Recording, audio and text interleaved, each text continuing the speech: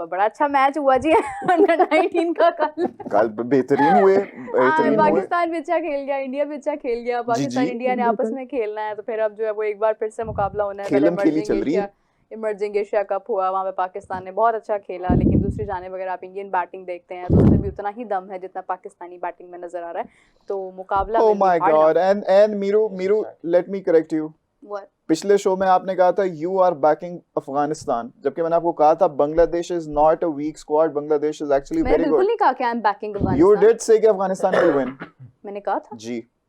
और आपको पता कौन जीता है? कौन? Bangladesh quite comfortably. अच्छा नहीं, इतना भी कंफर्टेबली नहीं, they won by 3 wickets and 7 balls remaining. They actually beat the Afghani अभी भी चल रहा है under 19 squad। But पाकिस्तान बड़े अच्छे मार्जिन से जीता था, 270 odd runs। बिल्कुल बहुत अच्छे मार्जिन से। How do you see it? Pakistan की जो इनफैक्ट फर्स्ट बांग्लादेश की अगर हम बात करें, उनकी जो एज क्रिकेट है बड़ी स्ट्रांग है। Something happens to them once वो ट्रांजिट करते हैं ना from the junior teams to the senior one, वहाँ जाके जो है ना उनका वो एक फेज है जो कि लर्निंग का कर्व पूरा नहीं हो रहा, और जिसकी वजह से बांग्लादेश क्रिकेट जो है फॉर द लास्ट 20 इयर्स वो उसी के इर्द गिर्द ऑर्बिट करी जा रही है। जिस तरह पाकिस्तान टीम के साथ हुआ लास्ट 5 इयर्स में, बांग्लादेश 20 इयर्स से उसी को मिजरी साइकिल में फंसा हुआ है। बट एज क्रिकेट की बात करें तो Sri Lanka as well as Bangladesh they've always had very good sides, तो I'm not surprised at this performance। और given the fact कि उनकी जो अफगानिस्तान की टीम है, जूनियर टीम जो है वो भी अच्छे प्लेयर्स है, but Bangladesh has had a stronger squad, और victory is a victory at the end, जो भी टीम जीत जाए। अफगानिस्तान तो सीनियर जो टीम है वो भी बड़ा अच्छा परफॉर्म कर रही है, बड़ा अच्छा बैकअप कर रहे हैं। जी जी बिल्कुल। और इसकी 100 भी मारा था अफगानिस्तान में से। ये what's his name, let me, मेरे साथ खेल रहा है फोन, फैसल ने, Faisal is the new Faisal, not the new guy, मतलब द यंग गाय। अच्छा, अभी जो आप अंडर 19 की जो एशिया टीम्स खेल रही हैं आपस में, ये प्रिपरेशन हो रही है वर्ल्ड कप के लिए, which is to be held in Zimbabwe। तो इस वाली अच्छा लग रहा है कि आपसे जो एज क्रिकेट है ना उसको भी काफ़ी हद तक कवरेज मिल रही है, और ये प्लेयर्स इनमें से हर टीम में से 3-4 प्लेयर्स वो होंगे जो अगले 10 साल तक if everything goes right तो एक दूसरे के साथ शोल्डर्स रब करेंगे एट द सीनियर लेवल। जिस तरह सरफराज अहमद थे जब वो अंडर 19 वर्ल्ड कप जीते थे, तो दूसरी टीम में शिखर धवन भी खेल रहा था, रोहित शर्मा भी खेल रहा था, विराट कोहली भी था। तो इस तरह के प्लेयर्स आपस में वंस दे कीप प्लेइंग तो आगे जाके बड़ी लेगेसी क्रिएट करते हैं। तो यही से कुछ प्लेयर्स अपने आप को दिखा देंगे कौन लड़के आगे जाएंगे डेफिनेटली। या मैं अली रज़ा के लिए बड़ा excited to see him because he bowled pretty well yesterday, उसने यॉर्कर्स किए हैं। What about the 2 guys who scored centuries? एक तो समीर मिन्हास 177, बड़ा अच्छा खेला, दूसरे Ali Hasan Ahmed Hasan I think he played well यार। और इधर से ये जवाद अबरार ने भी, जवाद अबरार ने 96 किए Bangladesh. he could not score a century लेकिन he got the man of the match award। impact innings is what that matters। so बड़े ज्यादा अच्छे नाम आ रहे। उधर से वैभव सूर्यवंशी ने भी 171 किया। वैभव के अलावा आप देखें बाकी के भी लोगों ने उनके बैटिंग बहुत अच्छी, it is low from standards। it looked very complete overall performance। Double figure innings आई हैं सब ने 68 60 50 समथिंग। इंडिया और पाकिस्तान दोनों ने मतलब ओवरऑल बहुत अच्छा परफॉर्म कर रहे हैं। the bowling looked weak।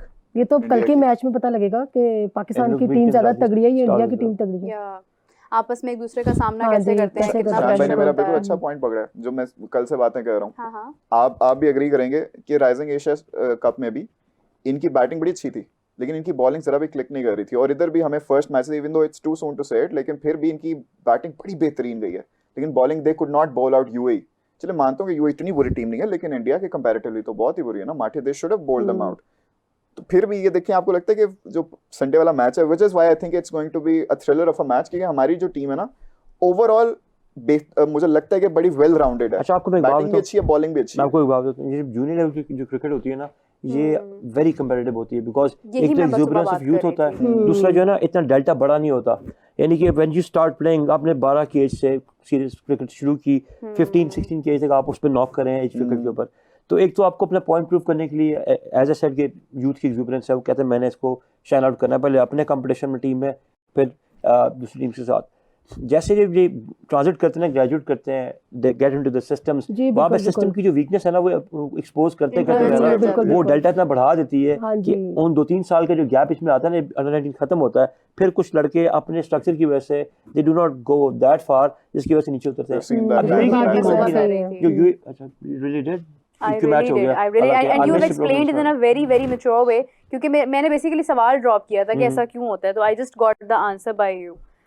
यही बात हम लोग मतलब और मेरा करना ख्याल चाह से रहे ये थे भी है कि basically। शायद ये जो न्यू अपकमिंग प्लेयर्स होते हैं ये इन्होंने अपना नाम बनाना होता है, अच्छा परफॉर्म करके दुनिया के सामने लेके आना होता है, अपना पब्लिक फिगर बनना होता है, ठीक है। और जो पीसीबी की जो जितनी स्पॉन्सरशिप है सबके सामने अपना एक नाम बनाना होता है ताकि हम लोग मेन टीम के अंदर जाएं। बट लेकिन वहां आते आते उनका मोरल बहुत डाउन हो जाता है और मैनेजरियल इश्यूज भी तो आते हैं, नए नए कोचेस आते हैं जो सब उनको कहते हैं कि जो तुमने पीछे तक सीखा सारा हाँ जी उन्होंने बाहर छोड़ दो, आपने मेरे तरीके से खेलना है, अगला कोच कहता है मेरे वो तरीके लेवल से आता है खेलना। वहां पे आके उनकी अपनी जो स्पेशलिटी होती है वो सारी उनकी डाउन ये जो बात हम दोपहर वाले शो में कर रहे थे तो उस टाइम पे गजाल ने कहा कि शायद कोचिंग का बड़ा एक उसमें आ जाता है कि मतलब कोच फिर बताता है यहाँ पे आके कि मैं मेरी मर्जी से आप खेलो, वो छोड़ दो, अगला कोच कहता है मेरी मर्जी से खेलो। मैं पॉलिटिक्स भी, मैनेजरियल भी, ये ऐसा फील होता था when I was in grade 6, again 100 साल पहले की बात बता रहा हूँ। तो उस वक्त जो है ना हर मैथ्स के टीचर आके कहते थे ऐसे करो, साइंस के कहते थे ऐसे करो। सो वो जो ट्रेंड है ना हमारा, particularly I am not going to say कि इंडिया में होगा, I don't live in India, Pakistan में आज तक ट्रेंड वही है कि हर टीचर जो है ना, हर बंदा टीचर बनने की कोशिश करता है, वो मेंटोर नहीं करता। जब वो मेंटोर नहीं करता उसने आदमी बैठ के छोटा उठाया होता है, वो छोटा चाहे अपनी पब्लिकेशन का हो, अपने आप को अपस्टेज करने का हो, और उसकी वजह से भी नहीं पता होता। और गजाल पता उसमें होता क्या है, उसमें जो है ना आपकी पर्सनैलिटी पे स्क्रैच पड़ जाता है। अब मेरी पर्सनैलिटी पे स्टेज में स्क्रैच नहीं पड़ सकता, बट एक टीनेजर की पर्सनैलिटी पे एक लम्हे में स्क्रैच पड़ रही है, कैरेक्टर डेवलपमेंट चल रही है। Yes Indeed. और आप में जो आपकी जो इननेट जो एबिलिटीज होती है ना, जो आपकी खुद गॉड गिवन होती हैं, उसको ये लोग जो है ना मास्क कर देते हैं। उसकी वजह से वो चाहे आपका क्लब लेवल का कोच हो, स्कूल का, अब मुझे याद है when I used to bowl school team में, तो माय टीचर यूज्ड टू से तेज नहीं करनी, लाइन में बॉल करनी। क्यों जी लाइन में क्यों बॉल करनी? This is my age to bowl fast, if I keep bowling fast मैं फास्ट बॉलर बनूंगा। नहीं, लेंथ पे रखो। और बैटर्स को कहते थे फ्रंट फुट निकालो, चाहे short pitch ball front foot निकालो। ये दकियानुसी ख्यालात जो है ना हमारे बड़े ज़माने से चलते आ रहे हैं, जिसकी वजह से जो प्लेयर बर्डिंग प्लेयर जो आगे भी जा रहा होता है ना, जब उसको स्क्रैच करते हैं वो बेचारा भी जो है ना, आप देख लें आपके सामने साद मसूद ने इमर्जिंग एशिया कप में कितना अच्छा परफॉर्म किया। मतलब ठीक है वो लड़का एनिग्मेटिक है, ठीक है वो मैवरिक भी होगा और हेड स्ट्रॉन्ग भी होगा, प्लेयर्स को हेड स्ट्रॉन्ग होना चाहिए, बजना चाहिए गेम में। वो लड़के का टेम्परामेंट परफॉर्मेंस तो थी, वो मेरे प्लेयर्स मैच भी हुआ, लेकिन क्या हुआ, मिसबा के बेटे को प्रेसिडेंट कप में खिला लिया गया, जो कि अच्छा खेल रहा है but not at par with that boy. देखिए मैंने जी किसी प्रेस कॉन्फ्रेंस में जाना नहीं है, मैंने बात कैंडिडेट करनी है, मैं हमेशा कैंडिडेट बात करता हूँ। मैं आपको बताऊं ये चीज जो है ना, ये नेपोटिज्म की जो हाइट है, ये आपकी क्रिकेट को कहीं नहीं लेके जाएगी। साद मसूद को नहीं मिली जगह प्रेसिडेंट, नहीं जगह मिली प्रेसिडेंट कप में। आपको पता है एक और बंदे जिसको नहीं मिली, you can correct me if I am mistaken, Quaid Azam trophy के फाइनल का man of the match Abdullah Fazal sir, दोनों इनिंग्स में, पहली इनिंग्स में तो सेंचुरी के बड़े करीब थे, 88 मेरे ख्याल से रन्स बनाए थे, सेकंड इनिंग्स में 100 मारा।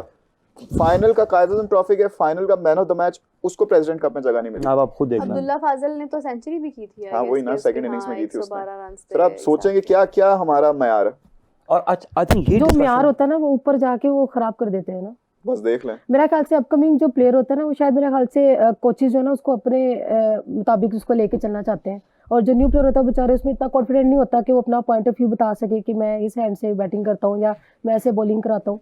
वो जो जैसे कोचेस कह रहे थे वैसे वो बेचारे कर लेते हैं, वो फिर नहीं बेचारे परफॉर्म कर पाते हैं। शान भाई आप मुझे बताएं इस बारे में भी कि मुझे लगता है ना कि दरमियान में बड़े ज्यादा प्लेयर्स के, मैंने डोमेस्टिक में ना स्पेशली ये उनकी कंप्लेंट सुनी है कि हमें ना रिस्ट्रिक्ट कर दिया गया कह के कि आप सिर्फ रेड बॉल के प्लेयर हो, आप रेड बॉल के प्लेयर हो, आप रेड बॉल के प्लेयर, जबकि वो कहते हैं कि हमें खिलाओ भाई, प्रेसिडेंट कप खिलाओ, हमें ये वाली खिलाओ, हमारा रिकॉर्ड देखो, हम व्हाइट बॉल से भी अच्छी खेलते हैं, तो तब उनको लिमिट कर देते हैं और उसकी बजाय कोई अपने पर्सनल फेवरेट्स को ले आता है, कोई दूसरों को ले आता है। तो ये है एक क्वेश्चन है मेरा आप सबसे, आप लोगों ने भी क्रिकेट देखते हो और कमेंट भी करते हो, द वर्ल्ड वॉचेस पीपल, मुझे आज तक किसी भी एक ग्रेट प्लेयर का लास्ट 20 ईयर्स में उसका बेटा या उसका भांजा उतना ग्रेट क्रिकेटर बनता दिखा दें, मुझे प्रूव कर दें।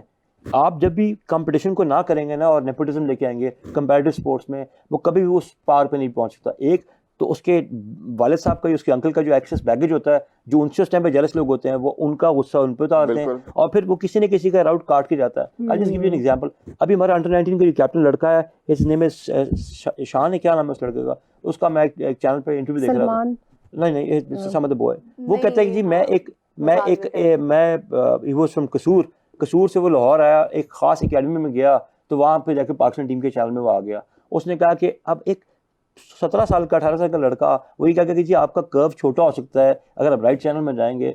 तो आई थिंक मैं तो समझता था कि क्रिकेट ऐसी गेम है जहाँ पर आप फास्ट बॉलर हो तो आपने दुनिया को फाड़ के बता देना कि मैं फास्ट बॉलर हूँ, और अगर आप एक अच्छे बैटर हो तो दुनिया को खुद ही नजर आ जाना। ये राउट्स जो बन गए, ये प्लान्स जो बन गए, हम लोग उन प्लान से मीरे चलने वाले लोग नहीं हैं। हमारे मुल्क में जब भी स्पोर्ट्स को साइंस का दर्जा मिलेगा ना, हम नीचे जाएंगे। जैसे हॉकी में हम नीचे चले गए, क्योंकि जैसी फील्ड से हॉकी ऑस्ट्रोटर्फ पे गई, उसमें जहाँ आपकी बायोमैकेनिक्स इन्वॉल्व हो गई, आपकी डाइट इन्वॉल्व हो गई, जस्ट लाइक एथलेटिक्स इन्वॉल्व हो गई, वहाँ पर आप नीचे चले जाते हैं।